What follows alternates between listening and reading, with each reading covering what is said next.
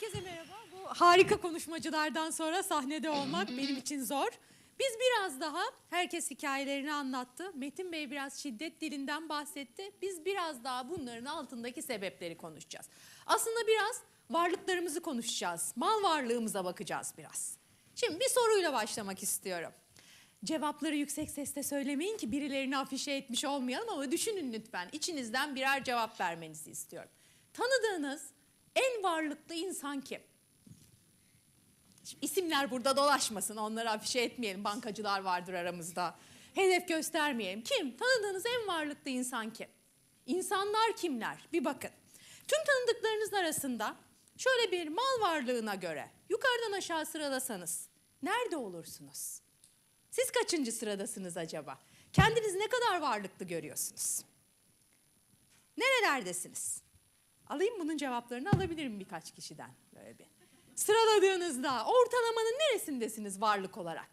Sermayenize baktığınızda. Orta mı? Eskiden orta direk vardı. Benim yaşıma yakın olanlar çok bilirler. O artık çok denmiyor, orta direkte kalmadığı için Türkiye'de. Orta direk, ortalarda mısınız? Üstte misiniz? Ben iyiyim ya diyor musunuz? Yoksa ben ancak altlarda olabilirim mi diyorsunuz? Şimdi varlık, en varlıklı insan dediğimizde aklınıza ne geldi? Varlık dediğinizde para, sağlık, başka? Huzur. Evet. Varlıklı insan, varlık, sermaye dediğimizde hemen aklımız paraya gidiyor. Öğrenilmiş bir şey bu. Evet, varlıklı, daha varlıklı olanlar en zenginler diye bakılıyor ve zengin de eşittir parayla eşleştiriyoruz. Ben size başka bir zenginlikten bugün bahsedeceğim. Psikolojik sermayeden bahsedeceğim. Psikolojik zenginlikten bahsedeceğim. Duyanlar mutlaka ki vardır. Pozitif psikolojinin en yeni öğretilerinden biri ve en yakın zamanda konuşulan konularından biri.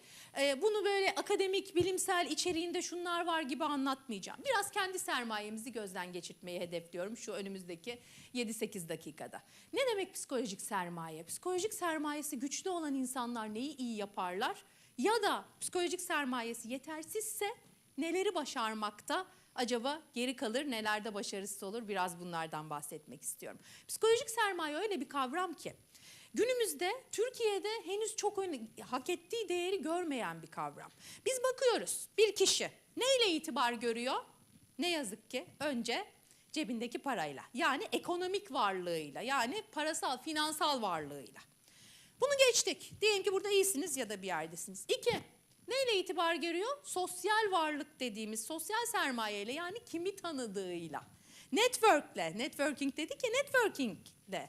Kimleri tanıdığıyla. Tamam, bu da güzel. Bakıyoruz kurumlarda çalışanlar elbette vardır aramızda. Kurumların İK'cıları vardır aramızda mutlaka. Kurumlara geldiğimizde en değerli sermaye ne oluyor? Yetkinlik kavramı geliyor. Yetkinliklerin kadar zenginsin kurumlarda. İşe alımda yetkinliklere bakılıyor. Benim aradığım yetkinlik seti buydu. Bu aday buna çok uygun. Tamam, alabiliriz. Önemli bir şeyi atlıyoruz burada. Herhangi birine bakarken.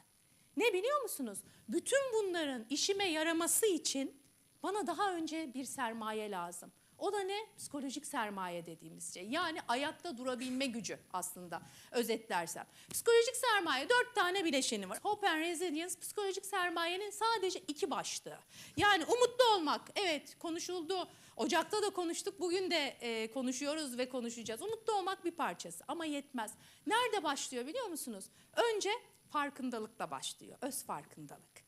Literatürde etkinlik, etkililik deniyor. Yani şu, ben yere düştüğümde kendi başıma ayağa kalkabilecek miyim? Burada başlıyor psikolojik sermaye. Bir sorun bakalım kendinize. Nasılsınız burada? Bu anlamda sermayeniz nasıl? Yere düşünce ayağa kalkabilmek için birine ihtiyaç duyuyor muyum? Yoksa ben kendim ayağa kalkabilecek o gücü kendimde bulabilecek kaynakları yaratmış mıyım? Bu önemli bir şey. İç motivasyon, dış motivasyon dediğimiz olay burada devreye giriyor. Psikolojik sermayesi düşük olan insanlar ne yapıyor biliyor musunuz? Hep biri beni motive etsin diye bekliyor. Biri beni motive etsin. Birileri beni motive etsin. Şirketler motivasyona bir sürü bütçeler ayırıyor. İyi ki de ayırıyorlar, o sayede bizler iş buluyoruz. Bu ayrı. Ama motivasyon için eğitimler yapıyorlar. İşte motivasyon için Yusuf'ları çağırıyorlar, etkinlikler yapıyorlar, iletişim toplantıları yapılıyor. Herkes bir yerlere işte outdoor mu yapsak? Yok biz çok outdoor yaptık ya ama yani bu da bir motivasyonumu yükseltti. Değil. Ne biliyor musunuz? İç motivasyon denilen hikaye yoksa outdoor'a gidiyor. Diyor ki ondan sonra dönerken de abi buraya verdikleri parayı maaşlarımıza zam olarak verselerdi daha iyi olurdu diye dönüyor. Değil mi Yusuf? Yaşamışsındır. Şimdi buradaki o iç ayağa kalkabilme gücü önemli bir şey. Bizde eğer bu sermaye varsa o zaman birçok şeyi baş edebiliriz. Resilient olmaya başlıyoruz işte, dayanıklı olmaya başlıyoruz. Düşüyoruz, diyoruz ki ben kalkarım ya burada, ben bir şekilde bir yol bulurum. Şimdi psikolojik sermayemiz düşük olduğunda ne oluyor biliyor musunuz? Çok tanıdık gelecek bir hikaye. Her gün küfrede küfrede aynı işe gitmeye devam ediyor insanlar. Her gün ayakları geri geri gidiyor. O yataktan kalkarken her gün diyor ki yine mi? Of, pazartesi sendromu, pazar akşamı sosyal medyaya bakın. Yine pazartesi, ay hem de hava da güzel. Ama kalkıyor gidiyor. Bir gün de demiyor ki bir dakika abi ben niye gidiyorum buraya ya? Ya niye? Para kazanmak mı amacım? Yok. Yani evet para kazanmak ama onun başka yolları da var. Mutlu olacağım bir şeyi niye seçmiyorum? Aklına gelmiyor. Ama şu da aklına gelmiyor. Evet ben bu işe gitmeliyim. Çünkü ben bu işi yapmak istiyorum ya da ihtiyacım var. O zaman ben burayı kendim için daha dayanılır bir hale nasıl getiririm de aklına gelmiyor. Her gün sabah yola çıkıyor. Trafik sıkıştı diyelim. Başlıyor zaten yine sıkışık trafik. 2 saatte işe geldim diye sosyal medyadan saydırmaya. Bütün gün sabah ben bugün kaç saatte geldim, bugün çok kötü geçecek diye bütün gün onun yükünü üstünde taşımaya devam ediyor. Öğlen toplantıya giriyor, hala sabah için söylüyor. Ay zaten bütün işler kaldı bugün, sabah 2 saat trafikte kaldım ya diye. Halen taşıyor üstünde. Şimdi psikolojik sermayesi güçlü olan insanlar sabah trafikte kaldığında, sabah trafikte yaşamaz mı? Yaşar, elbette ki stres yaşar. Elbette ki bütün kötü duyguları yaşar. Ama orada bırakıp hayatına, yoluna devam edebilen kişilerdir. Şimdi niye önemli psikolojik sermaye? Türkiye'de, Türk insanı olarak bizim sermayelerimiz nasıl sizce? Psikolojik sermayemize bakalım. Nasıl? Genel olarak, toplum olarak nasılız bu noktada? İyi miyiz? Yani duygularımızı yönetebilmek bunun bir parçası. Düştüğünde ayağa kalkabilmek, yardıma ihtiyaç duymadan, muhtaç olmadan kalkabilmek bir parçası. Onun dışında bir engel gördüğünde vazgeçmemek, yani sebat göstermek bir parçası. Elindekine şükredebilme becerisi bir parçası. Hepsi psikolojik sermayemizden geliyor. Şimdi böyle bakın, nasılız? Toplum olarak odaklanmamız gereken, gelişmemiz gereken çok şey var burada. Niye var biliyor musunuz? Ben bakıyorum, incelediğimde toplumu, aile yetiştiriliş tarzlarımızı, bu da aileden başlıyor birçok şeyde olduğu gibi. Bakıyorum, nereden başlıyor bir örnek vereyim. Hepimizin yaşadığı, yapılan ya da yapıldığını gördüğünüz bir olaydı. Çocuk, ele alalım 2-3 yaşında bir çocuk olsun. Düşüyor yolda. Düşme dedik ya, düşünce ayağa kalkmayı öğrenmek. Türk toplumundaki versiyonunu örnekleyeyim. Çocuk ayağa takıldı, düştü. Diyelim ki burada önümde sayaç var. Sayaca ayağım takıldı. Düştüm. Yanımda da annem var. Ne yapıyor? Anne, klasik, standart Türk annesi. Yavrum, canım, düştün mü sen? Döverim ben onu, dur. Döverim ben onu. Yaptı. Gördünüz mü, hiç şahit oldunuz mu böyle bir davranışa? Oo diyorlar, evet.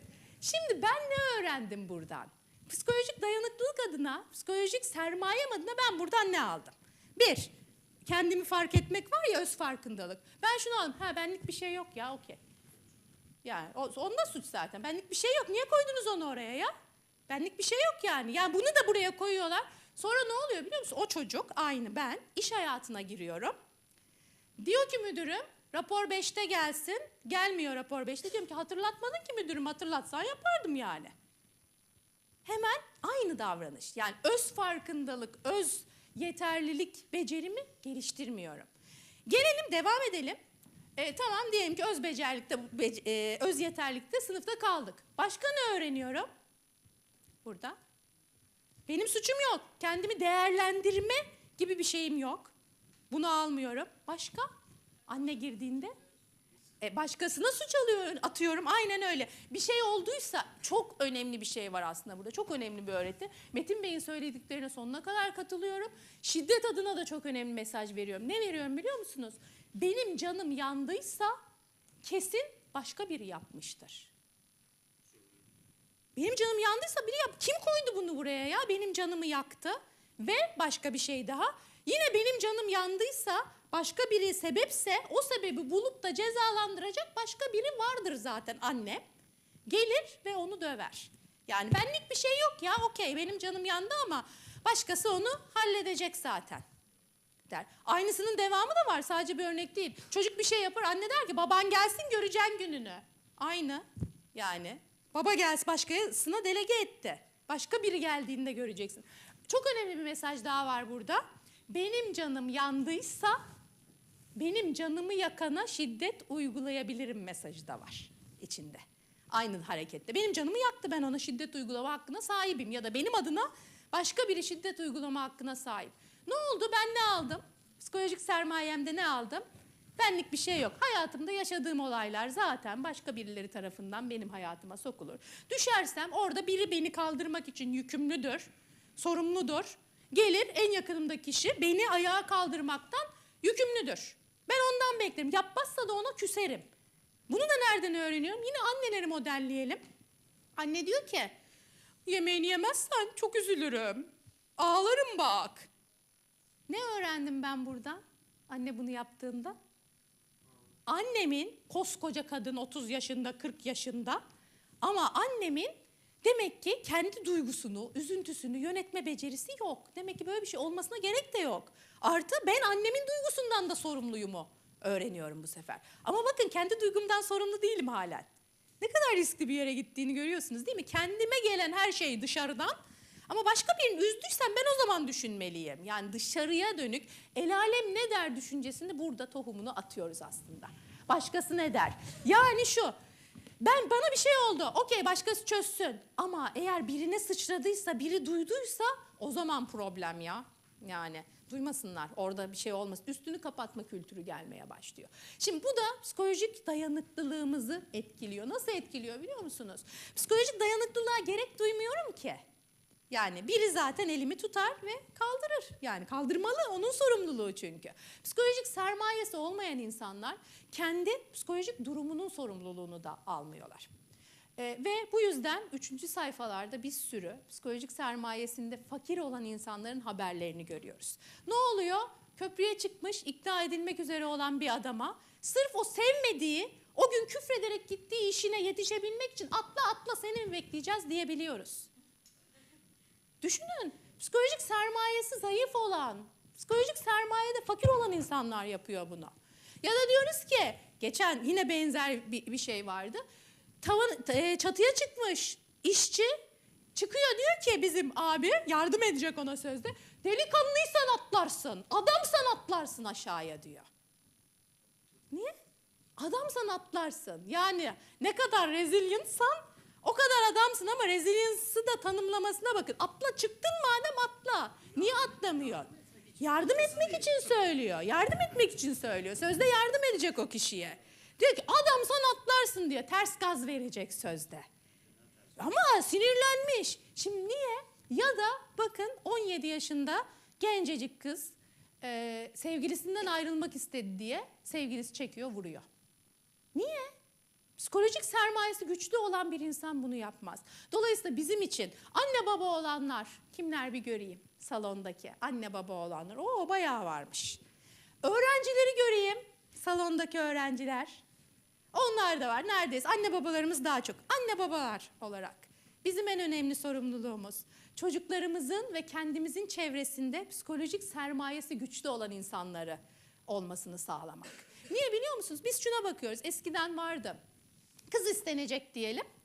Hemen dedik dur ben bir damat adayını bir araştırayım. Gelin adayını bir araştırayım. Ne yapılırdı? Savcılığa gidip işte adli kayda bakılır. Varsa emniyetten biri polis memuru falan sorulur. Alınmış mı hiç vesaire. Bir suçu var mı? Mal varlığı nasıl? İşte var mı parası? Geçindirebilecek misin acaba kızımı? Bakardın. Daha önemli bir şey var. Önemlisi şu. Benim kızım senden ayrılma kararı verdiğinde sen ona ne yapacaksın? Bununla baş edebilecek misin? Onu da geçtim ya. En ufak illa olumsuz şeyler olmasına gerek yok. En ufak bir şeyde. Sen kendini ayakta tutabilecek misin? Hastalık oldu. Hastalıkta nasıl davranacağını, ayakta durmayı, orada ona iyimserlik aşılamayı becerebilecek misin? Esas mesele bu işte. Psikolojik sermayesi güçlü olan insanlar yakınınızda, çevrenizde olursa sizin ayakta durma beceriniz daha da artar. Ama eğer çevreniz psikolojik sermayesi zayıf insanlarla, bu anlamda fakir insanlarla doluysa, bir, her zaman risk altındasınız. Her zaman risk altındasınız. Çünkü kendi davranışını yönetemeyen insanlarla bir aradasınız demektir. Çok büyük bir risk olarak görüyorum. Özellikle bana göre bir psikolog olarak silahlı mesleklerin tamamında psikolojik sermaye ölçümü yapılarak o mesleklere insanlar alınmalı. Çok önemli bir risk olarak görüyorum. Ne oluyor? Yani bir hareketlik, tek bir hareketlik. Psikolojik sermayesini geliştirmemiş bir insan orada sadece kızdı diye, yani niye izin almadan kapıdan geçtin diye o silahı eline atması muhtemel, eğer yetiştirmediyse kendini. Ama yetiştirmişse böyle olmuyor. Yetiştirmişse gayet orada duygusunu önce fark edip sonra yönetebiliyor, dik durabiliyor. Dolayısıyla önemli bir kavram psikolojik sermaye. Bizim nerede olduğumuz kadar yakınlarımızın nerede olduğu da bizi etkiliyor. Bir videomuz var. Videomuz gelebilirse videonun üzerine. See, along the way you might fall down like this. Ready?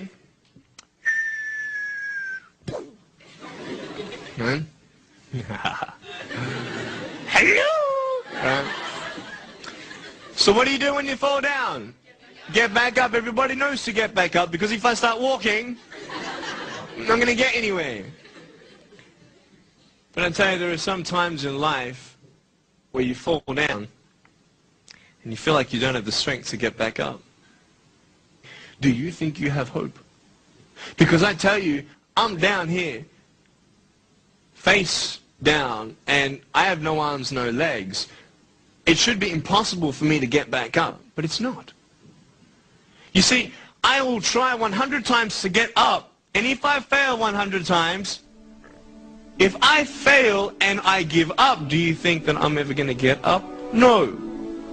But if I fail, I try again and again and again.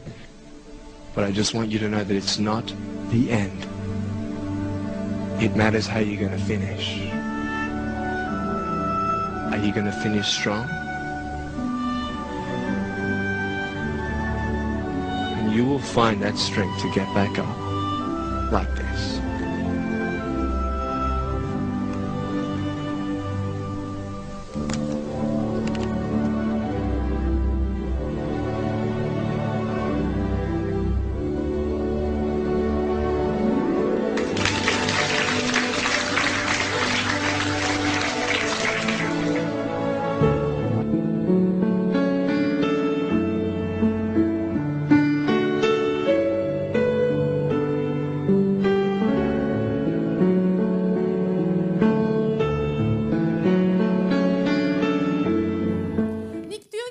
Kaç kez denediğiniz değil, nasıl bitirecek olduğunuz önemlidir. Çok değişik, çok etkilendiğim bir insan.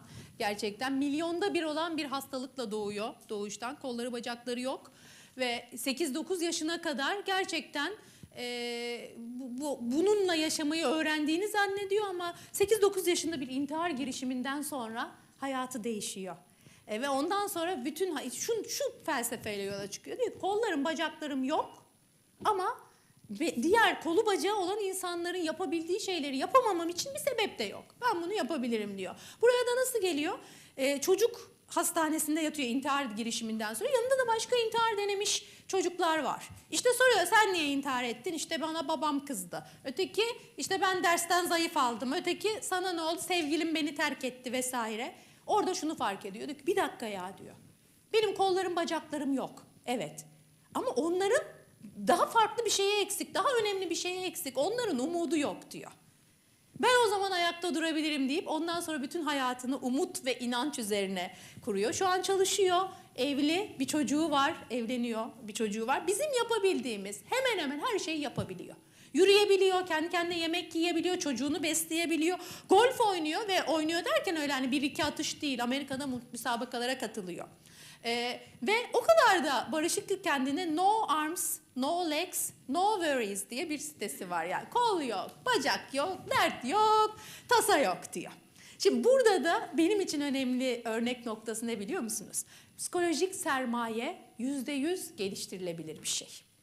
Nick'in örneğinde olduğu gibi %100 geliştirilebilen bir şey. Ailede verilmedi, bitti, eyvah, tamam değil. %100 geliştirebiliyoruz. Dolayısıyla bizler önce kendimizin, sonra çevremizdekilerin psikolojik sermayesini geliştirmeye bakarsak hep birlikte daha mutlu, daha umutlu ve daha dayanıklı bir toplum olacağımızı düşünüyorum. Çok teşekkür ederim. Buraya gelerek bugün psikolojik sermayenizi geliştirmek adına katkıda bulunduğunuz için de ayrıca teşekkür ederim.